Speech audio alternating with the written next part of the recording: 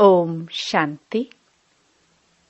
13 अगस्त 2024। बाबा के महावाक्य। मीठे बच्चे, योग द्वारा तत्वों को पावन बनाने की सेवा करो, क्योंकि जब तत्व पावन बनेंगे तब इस सृष्टि पर देवताए पांव रखेंगे। प्रश्न: तुम्हारी नई राजधानी में किसी भी प्रकार की अशांति नहीं हो सकती है, क्यों? उत्तर: पहला, क्योंकि वह राजाई तुम्हें बाप द्वारा वर्षे में मिली हुई है। दूसरा, वरदाता बाप ने तुम बच्चों को अभी ही वरदान अर्थात वर्षा दे दिया है, जिस कारण वहां अशांति हो नहीं सकती। तुम बाप का बनते हो तो सारा वर्षा ले लेते हो। ओम शांति। बच्चे तो जानते हैं, जिसके हम बच्चे हैं उनको सच्चा साहिब भी कहते हैं। इसलिए आजकल तुम बच्चों को साहिबजादे भी कहते हैं। सच के ऊपर भी एक पौड़ी है, सच खाना सच पहनना। भल यह मनुष्यों की बनाई हुई है, परंतु यह बाप बैठ समझाते हैं। बच्चे जानते हैं, ऊंचे ते ऊंचा बाप ही है, जिसकी बहुत महिमा है, जिसको रचयिता भी कहते हैं। पहले पहले है बच्चों की रचना। बाप के बच्चे हैं ना। सब आत्माएं बाप के साथ रहती हैं। उनको कहा जाता है बाप का घर, स्वीट होम। यह कोई होम नहीं। बच्चों को मालूम है वह हमारा स्वीटेस्ट बाप है। स्वीट होम है शांति धाम। फिर सतयुग भी स्वीट होम है, क्योंकि वहाँ हर घर में शांति रहती है। यहाँ घर में लौकिक माँ बाप के पास भी अशांति है, तो दुनिया में भी अशांति है। वहाँ तो घर में भी शांति, तो सारी दुनिया में भी शांति रहती है। सतयुग को नई छोटी दुनिया कहेंगे। यह पुरानी कितनी बड़ी दुनिया है। सतयुग में सुख शांति है, कोई हंगामे की बात नहीं, क्योंकि बेहद के बाप से शांति का वर्षा मिला हुआ है। गुरु गोसाई आशीर्वाद देते हैं, पुत्रवान भव, आयुष्वान भव। यह कोई नई आशीर्वाद नहीं देते हैं। बाप से तो ऑटोमेटिकली वर्षा मिलता है। वह बाप ने तुम बच्चों को स्मृति दिलाई है, जिस पारलौकिक बाप को भक्ति मार्ग में सभी धर्म वाले याद करते हैं जब दुख की दुनिया होती है। यह है ही पतित पुरानी दुनिया। नई दुनिया में सुख होता है, अशांति का नाम नहीं। अभी तुम बच्चों को तो पवित्र गुणवान बनना है, नहीं तो बहुत सजाएं खानी पड़ेगी। बाप के साथ साथ धर्मराज भी है, हिसाब किताब चुकतू कराने वाला। ट्रिब्यूनल बैठती है ना। पापों की सजाएं तो जरूर मिलनी है। जो अच्छी रीति मेहनत करते हैं वह थोड़ी सजाएं खाएंगे। पाप की सजा मिलती है, जिसको कर्म भोग कहा जाता है। यह तो रावण का पराया राज्य है। इसमें अपार दुख हैं। राम राज्य में अपार सुख होते हैं। तुम समझाते तो बहुतों को है, फिर कोई झट समझ जाते हैं और कोई देर से समझते हैं। कम समझते हैं तो समझो इसने भक्ति देरी से की है। जिसने शुरू से भक्ति की है वह ज्ञान को भी जल्दी समझ लेंगे, क्योंकि उनको आगे नंबर में जाना है। तुम जानते हो हम आत्माएं स्वीट होम से यहाँ आई हैं। साइलेंस मूवी टॉकी है ना। बच्चे ध्यान में जाते हैं तो सुनाते हैं कि वहाँ मूवी चलती है। उनका कोई ज्ञान मार्ग से ताल्लुक नहीं। मुख्य बात है अपने को आत्मा समझ, बाप को याद करो, बस और कोई बात नहीं। बाप निराकार, बच्चे भी यानी आत्मा भी इस शरीर में निराकार है और कोई बात ही नहीं उठती। आत्मा का लव तो एक परमपिता परमात्मा के साथ ही है। शरीर तो सब पतित हैं, तो पतित शरीर से लव हो ना सके। आत्मा भल पावन बन जाती है, परंतु शरीर तो पतित है। पतित दुनिया में शरीर पावन बनता ही नहीं। आत्मा को तो पावन यहाँ बनना है, तब इन पुराने शरीरों का विनाश होगा। आत्मा तो अविनाशी है। आत्मा का काम है बेहद के बाप को याद कर पावन बनना। आत्मा पवित्र है तो शरीर भी पवित्र चाहिए। वह मिलेगा नई दुनिया में। आत्मा भल पावन बन जाए। आत्मा को एक परमपिता परमात्मा के साथ ही योग लगाना है। बस इस पतित शरीर को तो टच भी नहीं करना है। यह आत्माओं से बाप बात करते हैं। समझने की बातें हैं ना। सतयुग से लेकर कलयुग तक शरीरों के साथ लटके हो। भल वहाँ आत्मा और शरीर दोनों पवित्र हैं। वहाँ विकार में जाते नहीं, जिससे शरीर या आत्मा विकारी बने। वल्लभाचारी भी होते हैं, टच करने नहीं देते। तुम जानते हो उन्हों की आत्मा कोई निर्विकारी पवित्र नहीं होती। वह एक वल्लभाचारी पंथ है जो अपने को ऊंच कुल वाले समझते हैं। शरीर को भी टच करने नहीं देते हैं। यह नहीं समझते कि हम विकारी अपवित्र हैं। शरीर तो भ्रष्टाचार से पैदा हुआ है। यह बातें बाप आकर समझाते हैं। आत्मा पावन बनती जाती है तो फिर शरीर भी बदली करना पड़े। पावन शरीर तो तब बने जब 5 तत्व भी पावन बन जाए। सतयुग में तत्व भी पवित्र होते हैं, तब शरीर भी पवित्र बनते हैं। देवताएं पतित शरीर में पतित धरनी पर पैर नहीं रखते हैं। उनकी आत्मा और शरीर दोनों पवित्र पावन होते हैं, इसलिए वह सतयुग में ही पैर धरते हैं। यह है पतित दुनिया। आत्मा पारलौकिक बाप परमात्मा को याद करती है।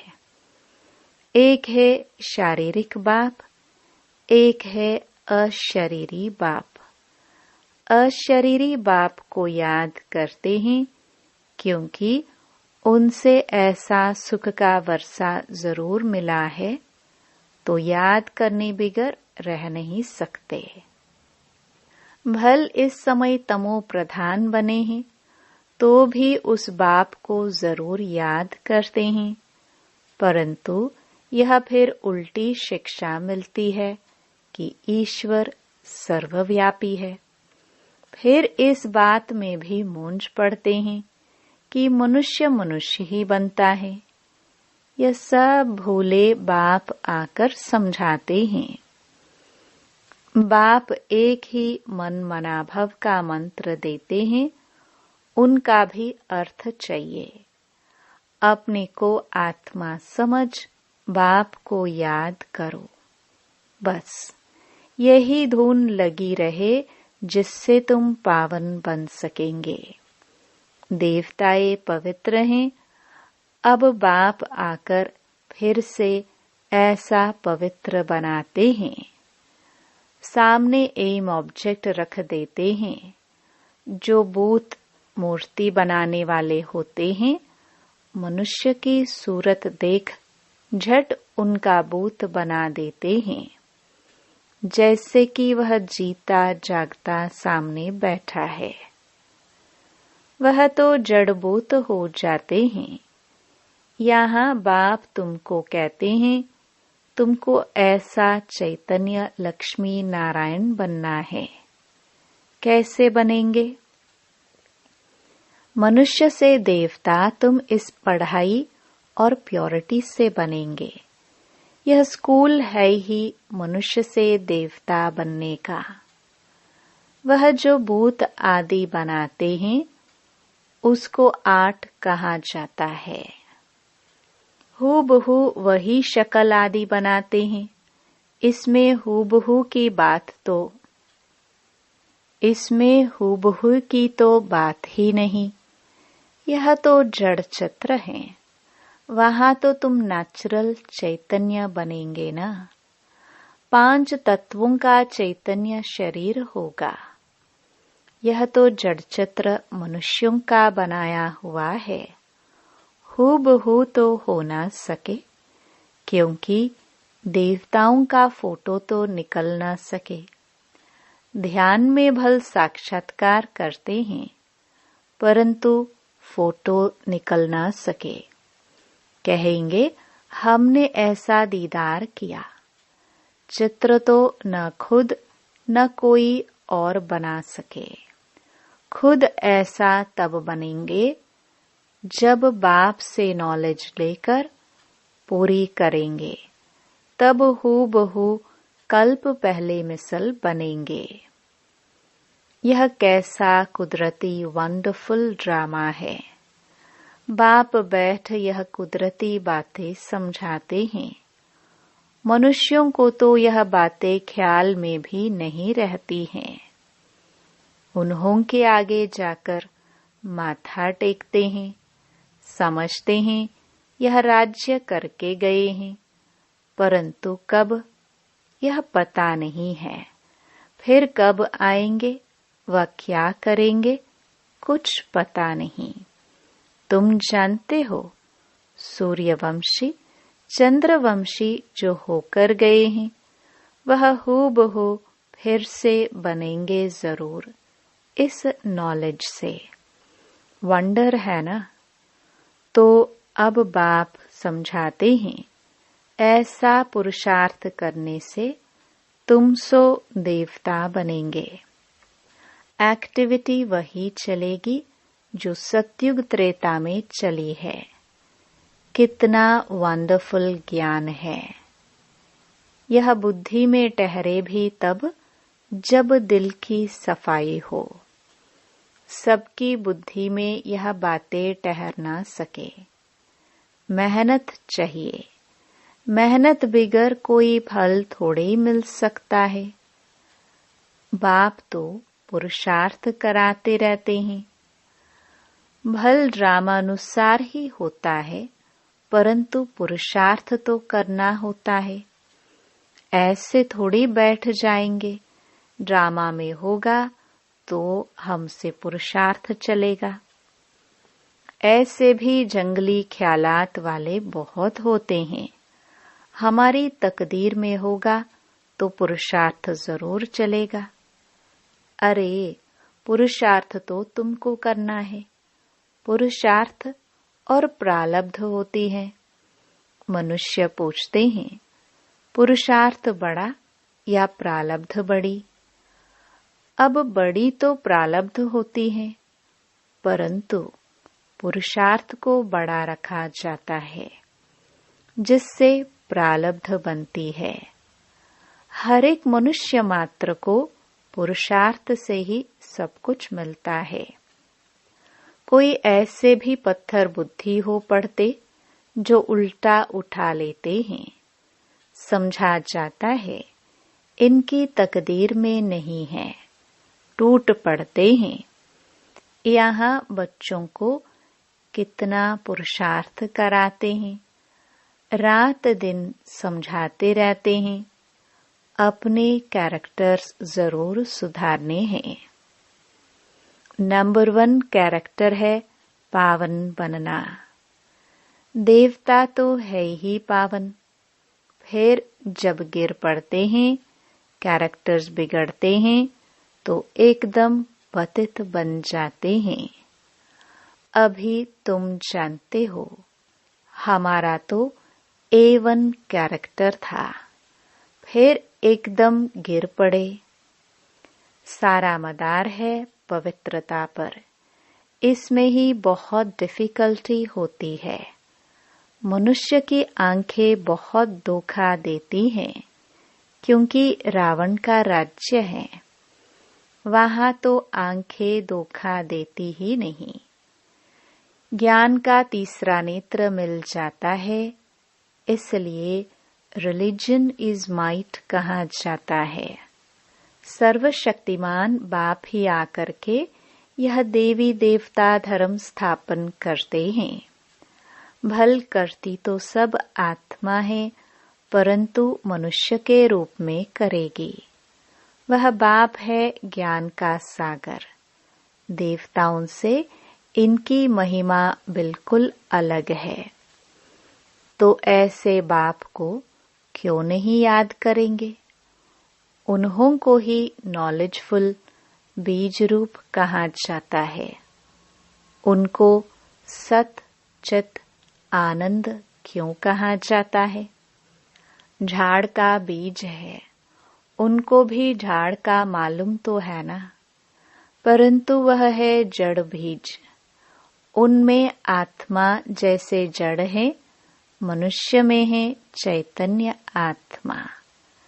चैतन्य आत्मा को ज्ञान का सागर भी कहा जाता है। झाड़ छोटे से बड़े होते हैं तो जरूर आत्मा है, परंतु बोल नहीं सकते।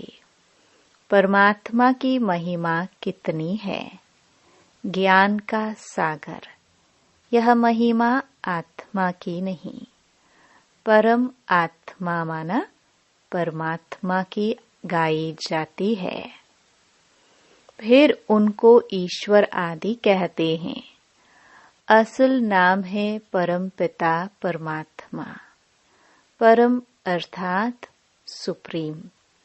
महिमा भी बड़ी भारी करते हैं। अभी दिन प्रतिदिन महिमा भी कम होती है, क्योंकि पहले बुद्धि सतो थी, फिर रजो तमो प्रधान बन जाती है। यह सब बातें बाप आकर समझाते हैं। मैं हर 5000 वर्ष बाद आकर पुरानी दुनिया को नई दुनिया बनाता हूँ। गायन भी है ना, सतयुग आदि है भी सत, हो से भी सत। कोई पौड़ी अच्छी बनाई हुई है, क्योंकि वह तो फिर भी इतने पतित नहीं है।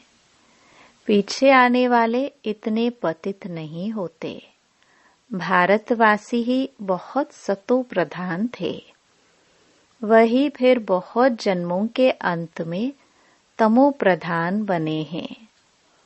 और धर्म स्थापकों के लिए ऐसे नहीं कहेंगे। वह न इतना सतो प्रधान बनते, न इतना तमो प्रधान बनना है। न बहुत सुख देखा है, न बहुत दुख देखेंगे। सबसे जास्ती तमो प्रधान बुद्धि किसकी बनी है? जो पहले पहले देवता थे, वही सब धर्मों से जास्ती गिरे हैं। भल भारत की महिमा करते हैं, क्योंकि बहुत पुराना है। विचार किया जाए तो इस समय भारत बहुत गिरा हुआ है। उत्थान और पतन भारत का ही है, अर्थात देवी देवताओं का है। यह बुद्धि से काम लेना है। हमने सुख भी बहुत देखे हैं जब सतो प्रधान थे, फिर दुख भी बहुत देखे हैं क्योंकि तमो प्रधान है। मुख्य है ही 4 धर्म, डेटिज्म, इस्लामिज्म, बुद्धिज्म और क्रिश्चियनिज्म। बाकी इनसे वृद्धि होती गई है। इन भारतवासियों को तो पता ही नहीं पड़ता कि हम किस धर्म के हैं। धर्म का मालूम न होने कारण धर्म ही छोड़ देते हैं। वास्तव में सबसे मुख्य धर्म है यह, परंतु अपने धर्मों को भूल गए हैं। जो समझू सयाने हैं वह समझते हैं इन्हों का अपने धर्म में ईमान विश्वास नहीं है। नहीं तो भारत क्या था, अभी क्या बना है। बाप बैठ समझाते हैं, बच्चे तुम क्या थे। सारी हिस्ट्री बैठ समझाते हैं। तुम देवता थे, आधा कल्प राज्य किया, फिर आधा कल्प के बाद रावण राज्य में तुम धर्म भ्रष्ट कर्म भ्रष्ट बन गए। अभी फिर तुम दैवी संप्रदाय के बन रहे हो।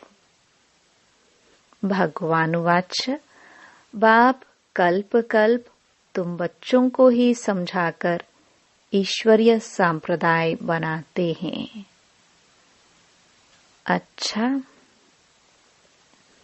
मीठे मीठे सिखिलदे बच्चों प्रति मात पिता बाप दादा का याद प्यार और गुड मॉर्निंग।